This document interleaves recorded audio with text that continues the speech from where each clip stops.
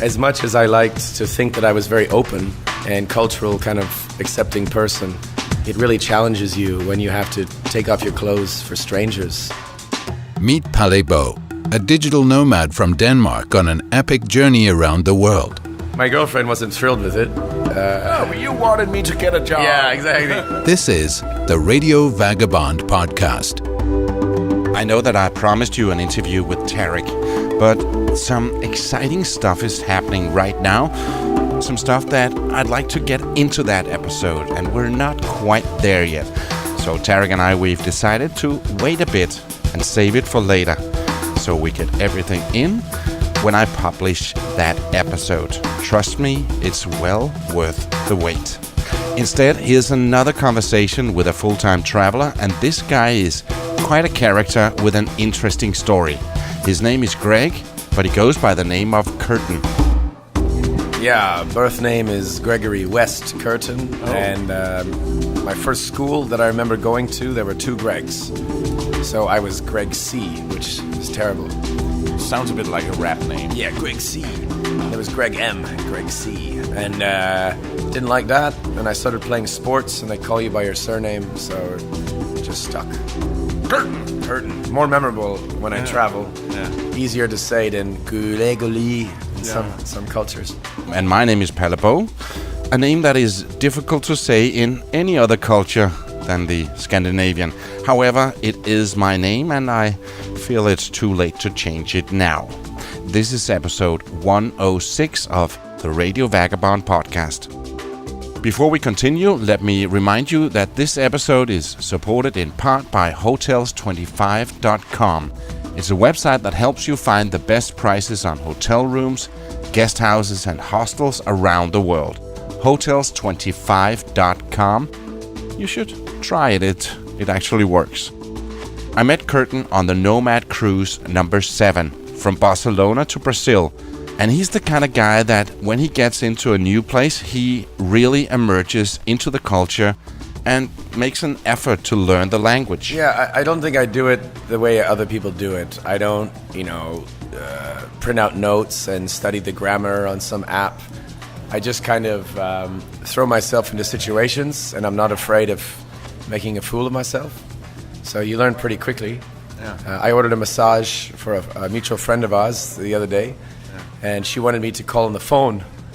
I said, oh boy, reading Portuguese is okay, but listening to it on a phone, maybe not the best. But I made the appointment, and asked if she could pay with card. Is she available now? What kind of massage is it? Where are you located? What time are you open? And I was surprised I could do all of that. And, sometimes you just surprise yourself. You don't have to take it so seriously and just try.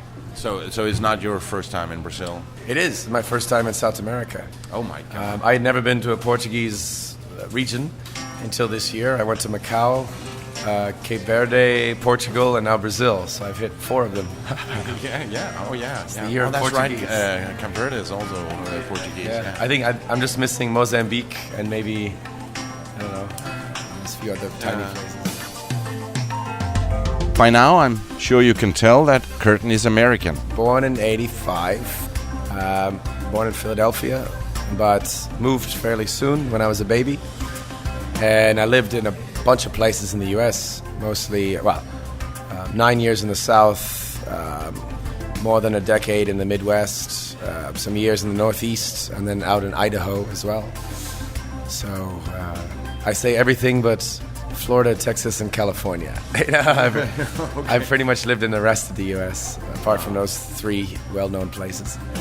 But I was doing a pretty normal U.S. life. I had played American football and basketball, baseball, track, swimming, soccer, volleyball, wrestling, all the sports. And my first week at university, I had a pretty bad day at training. And the coach came over and watched one thing that I did, and he wasn't that impressed. So I realized if I stayed on this team, it was going to be 4 years of just kind of mediocrity. So I decided, you know what, this is my university, I don't want to do this, and I walked off to pitch. And I had my boots with me. And as I was walking off through the campus, I saw another guy walking the other way with his boots. similar boots for sports like this. And he said, "Why do you have your boots?" And I said, "I just quit." I said, "Why do you have your boots?" He said, "I'm going to rugby training. You should come." So I just joined him. And we were late for rugby, and the coach was smoking a cigar. He was like 70 years old and was like, "Why are you late?" You know, and I loved it right away. Just the kind of, everybody can play, just get out there and kick ass and hit somebody. And he put me in the match 2 days later, even though I didn't know the rules. And I got a lot of penalties and made a lot of mistakes. But it was so fun. And everybody was kind of like brothers. And that's what got me playing rugby. And after 2 years, I got pretty good. Met some friends in the team from Europe and decided to quit America and live with my friend's mother in England and play rugby in the local town.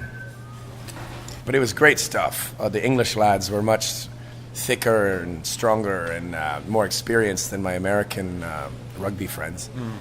So even though they were playing at like a lower level, like maybe 4 levels down from the top, the quality was much higher. And I was the only American they'd ever had at the team.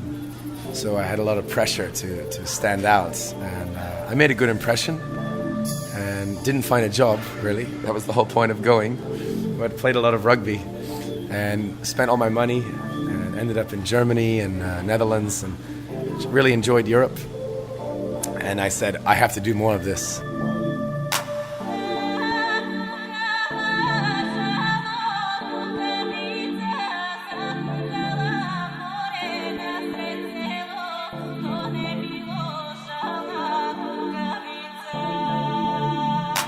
I really understood that I could live my life on my own terms. I was sleeping in a tent in the city, not paying for a hostel or hotel or anything.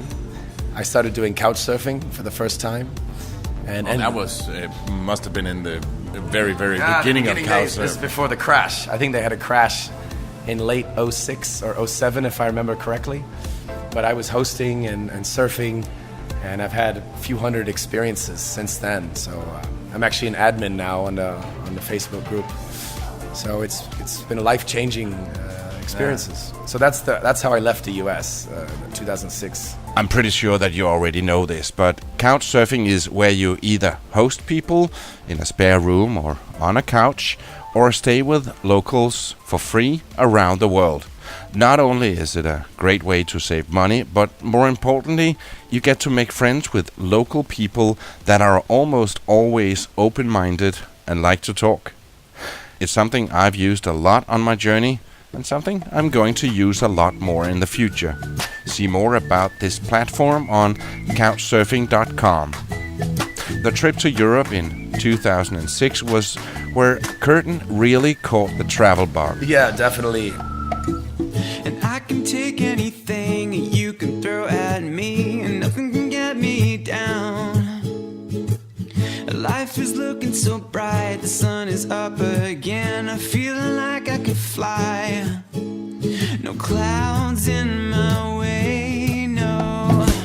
And I'm living the good life. And I'm living the good life now. I'm living the good life, and nothing can get me down, no. After 2006, my dad said, "Hey, do you want to go back to university and maybe finish and also play football?"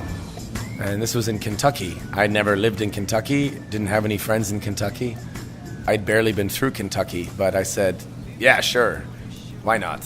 So, sight unseen, I just moved to Kentucky and basically did 4 months there, regular life, was getting stronger, playing sports.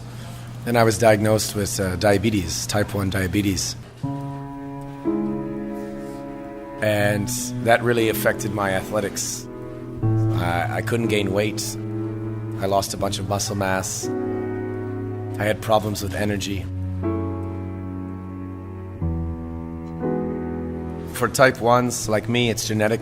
It's a trait that kind of lives dormantly inside of you until something sparks it into action. What sparked it? So for me, it was a tooth infection.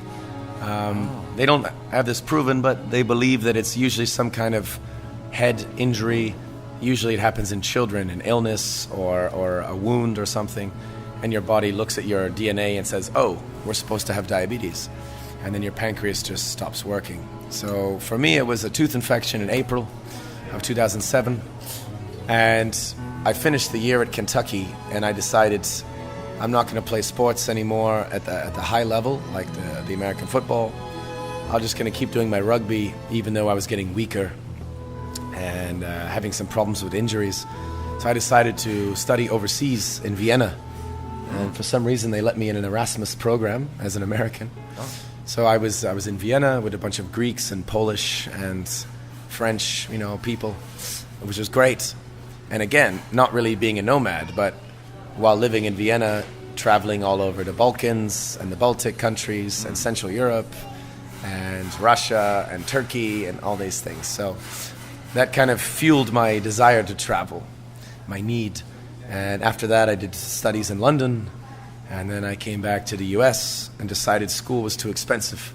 So I quit again. I moved to Chicago, again, no job, no place. Why Chicago? I had always kind of wanted to live there. I spent a lot of time in Indiana, which is next to Chicago. Yeah. As a child, and we used to get Chicago television and Chicago sports. It's such a great city. It is, one of my favorite I'd US heard that, cities. right? Yeah, and so I finally lived there, and I ended up living in Chicago twice. I really, really enjoyed it. I love Chicago. I like the winter, I like the summer, I love the people, summer dance. I was there in the summer. It gets pretty cold in the winter. Yeah, very cold. But I like it because it's like a test. If you survive the winter, you really enjoy the spring. When Curtin lived in Chicago, he'd signed up to get some deals on cheap flights in his email. And one day, he got a great deal on a flight to Hong Kong. And he'd never been to Asia before. So this was very exciting to me. So I did. I went to Hong Kong and Shenzhen. But when I came back about a month later, I moved in with my girlfriend and, didn't have a job. So as charming as I was, she kind of put pressure on me to go work somewhere, which is good. And I didn't want to get another boring job. So I thought, what do I like doing? And I like dancing at the clubs. I didn't know you could make money doing that.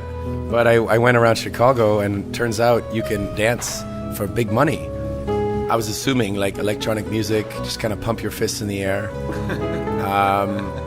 But you have to dance for men because they're the ones that pay. Women don't pay crap. Oh. I learned. And you would just wear these like little shorts, and you'd be on the stage one at a time for 5 or 10 minutes at a time. And then you would get either drink coupons and cash or cash only. You could do tips as well. Sometimes you could do other things like private dances or whatnot. But then there was at least one club that was all nude. And people say it's stripping, but it's not. You start nude, you finish nude. And the lights are so bright you can't really see anything. There were about 15% of the dancers, I would say, were straight and 85% gay. So a lot of the gay dancers would do other stuff for more money. But for the straight dancers, we would just show up for 1 hour. We would work 20 minutes of the hour and make $200 to $300 US in cash. And it was always at night, so you'd have your whole day free. Yeah.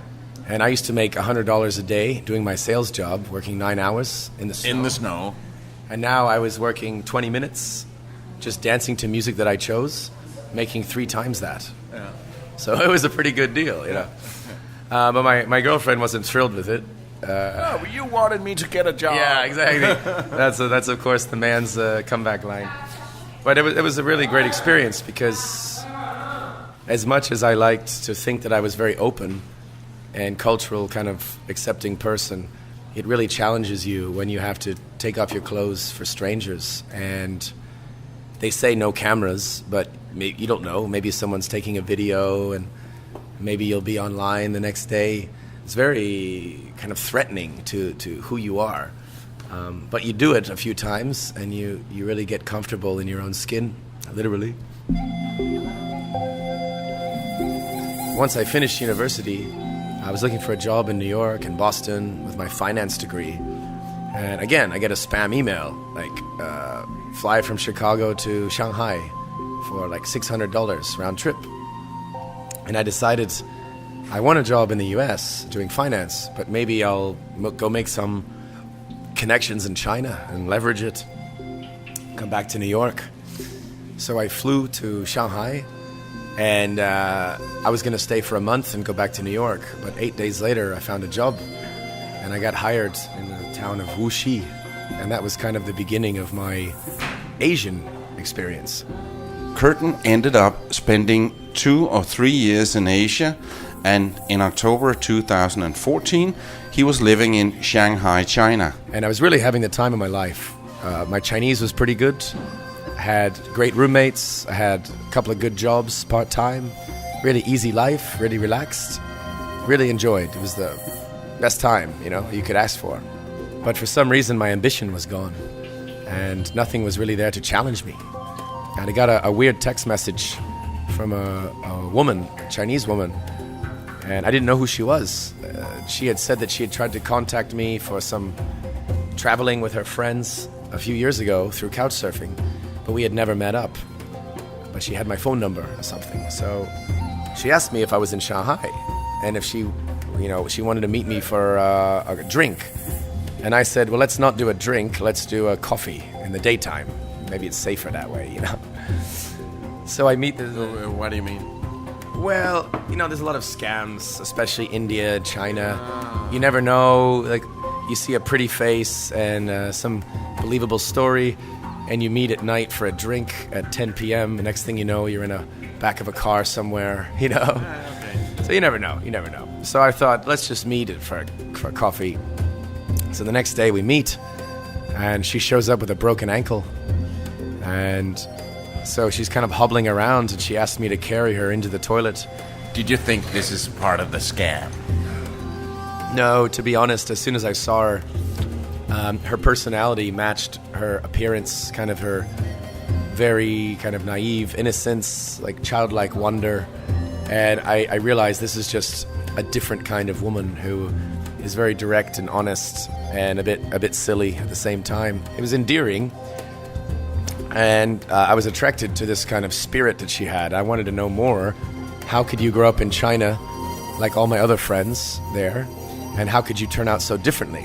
So it's very, very curious person. And we had a 5-hour coffee conversation, and ended up carrying her back to the metro with her broken ankle.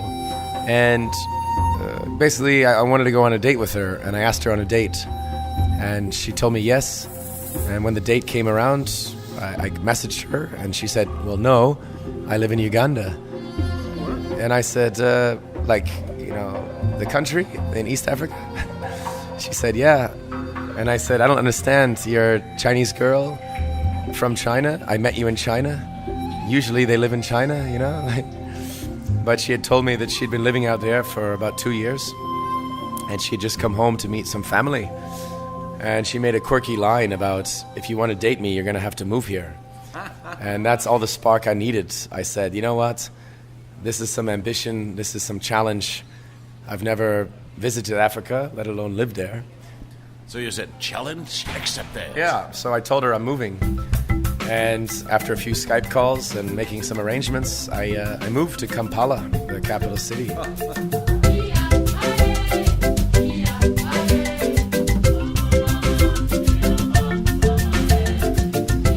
It was definitely a change. All my language skills were pretty much useless, and my knowledge of China didn't matter. And I had to learn how to survive, on the streets at nights, how to haggle, how to deal with colleagues and shopkeepers, and everything was brand new again, which is very exciting for me. But end of one chapter, beginning of another.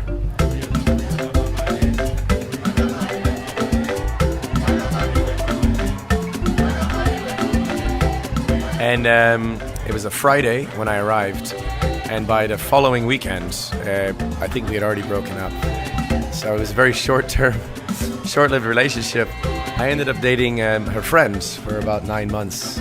We were much more suitable. I got to know her better. I think moving to a continent for for somebody you met just for a few hours is probably silly, but it was very exciting. What the hell? And if it did work out, it'd be a great story, great love story. But we had a nice time. It was a small Chinese community, so everybody knew each other. A couple of people got married, Chinese who met in Kampala, so that was nice. You're listening to the Radio Vagabond podcast. Before we continue, I'd like to remind you that I would be so thrilled if you shared it on Facebook or Twitter. And now, back to the show. I left Uganda 2 years after I arrived. And I went to That was a long time you spent there. Yeah, I told myself I wanted to set some roots because I kept moving around so much. And for some reason, I chose Uganda to set roots. It was quite difficult after 2 years to kind of change my expectations to be able to be happy there. I just wish that people had more trust between each other, but I saw too many good people get turned to the dark side, if you will, by just other people treating them poorly. And the more and more people that kind of gave up, the more pessimistic I became. Anyway, so I moved directly to Sweden, from hot to cold, black to white, poor to rich. Whoa, time out. Sweden. Why? China to Uganda and then Sweden. Why not? 3 very different places.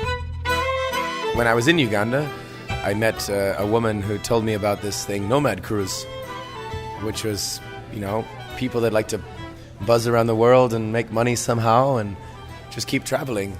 And they take these ships across the Atlantic Ocean back and forth.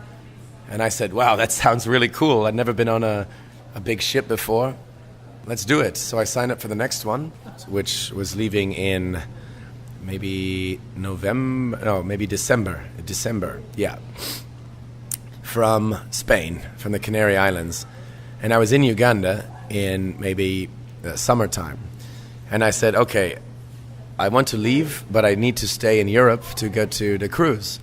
So I wanted to travel around Europe, see some of my old friends, some of my ex-girlfriends that we'd kept in touch, some friends of friends that lived in Italy or Portugal.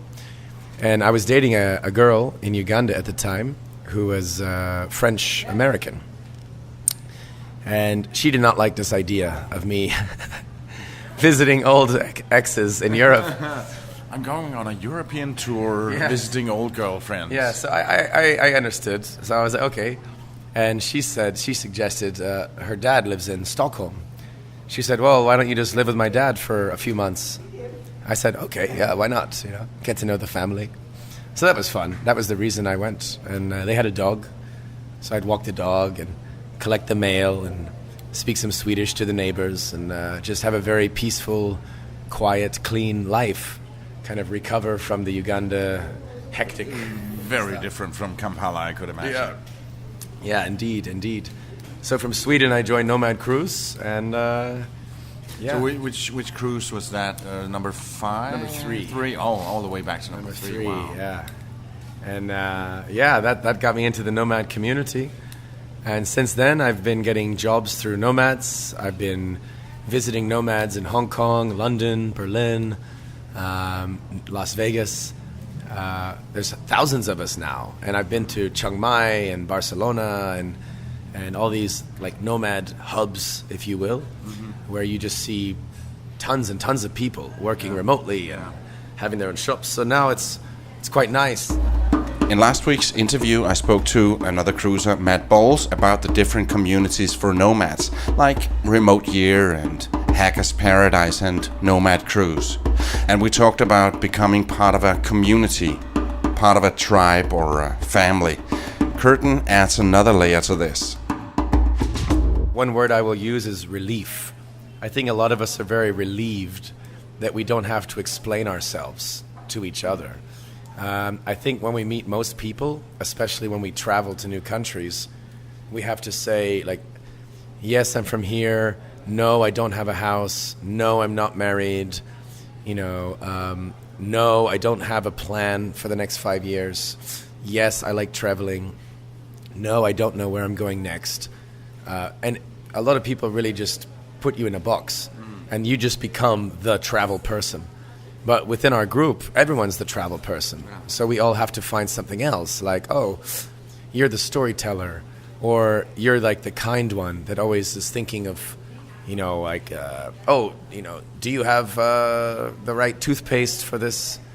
Because you're allergic to this one chemical. Oh, thanks for reminding me. And did you make sure to stamp your visa at this office before we go to that office, or else you can't get in? There's people that are very helpful. There's people that just to put that into perspective, just before we started recording, there was another guy here who's also type A diabetes, and you say it can be challenging to get the medicine when you're in new places, and he said, well, I might have some to spare because he was about to go back to Europe. So it's that part of the... Exactly. I mean, we have the same medicine, so you know, it's not like we're sharing needles or doing something illegal. We both understand how difficult it is to travel with the diabetes, and he's willing to help out. It's a nice community where you ask better questions. You don't just say, "Oh, why are you traveling?" or "Where are you from?" You say things like, "What do you want to create? What kind of community do you want to be a part of? What are you looking for in your life?"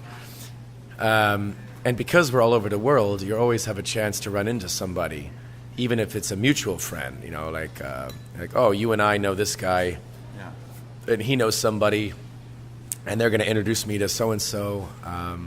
And thanks to the internet, we can all kind of keep up. Yeah. I remember when I started traveling, a week into my journey, I attended a TBEX travel media conference in Stockholm, of all places. Yeah. And that was a week into it, and up until that point, I was always having to explain what I was doing to my friends who thought, oh, that sounds cool, but kind of weird. And then all of a sudden, I'm in Stockholm with 500 like-minded people, and I just thought, oh my God, I'm with my people here. Yeah. What's really nice is that it kind of allows you to take the next level up.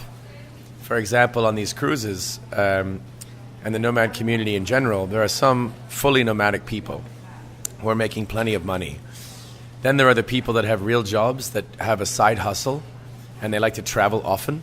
You have your remote workers with full-time jobs, but they're allowed to move around. And you have your freelancers who take work when they want to. And then you have all your people who are just interested in becoming nomadic. So you take this mix of people and you have inspiration, you have cautionary tales, you have people to support each other. Even now, in about half an hour, I'm meeting with a guy.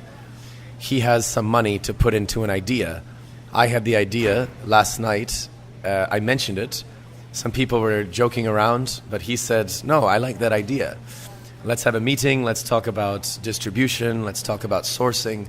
Let's talk about revenue sharing. And we can go from a joke at dinner to a full company in a week. Even though we're in Brazil, we're not, I'm not from Brazil, he's not from Brazil. But we can open the company in, let's say, Hong Kong or Estonia this week. We can have his bank account. We can have, my name and logo, and we can just do it. Because we're both very flexible and we both focus on the important things. I think most people would say, oh, everything seems so fast. Let's do some market research. Let's wait a year. I don't know how I feel about this risk. But with a lot of these nomads, they're used to living on the edge. And they're able to take advantage of things much quicker. So I like it. By the way, Curtin is about to start his own podcast with another nomad cruiser, Martin Locklear. In fact, they came up with the idea when we were crossing the Atlantic. Many things can happen when you confine 500 nomads on a ship, like starting a podcast. They told me that they already started recording, but haven't put out any episodes at this time when I'm recording this. But it's coming soon, and you can check out Curtin's website for updates. It's americarex.com. That's America, like the country, and Rex, like T-Rex, R-E-X, .com. What does that stand for? Oh, well, it's quite silly. In 2012, I was in Athens, Greece, watching the Olympics in London. And every time an athlete would come on the screen, they would show the flag, their country. And the flag was kind of a slanted shape at a funny angle. And every time they showed a US athlete, I thought that the funny kind of warped rectangle looked like a T-Rex head. So I started to draw this red, white, and blue T-Rex head, American flag, and I showed it to all my friends, and they said, that looks nothing like it. So a week later, I was in Romania, and I decided to get a tattoo of the T-Rex America flag with the teeth and everything. So now I can show people, look, it's a T-Rex head. So people said I was crazy, and when I came to deciding on a website, I said, why not? I already have the brand. Let's make it. I'll put a link to this in the show notes and on theradiovagabond.com.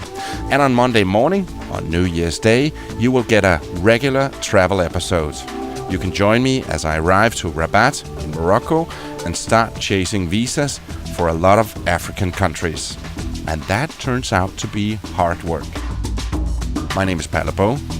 Happy Christmas and see you Monday for the final episode of 2018.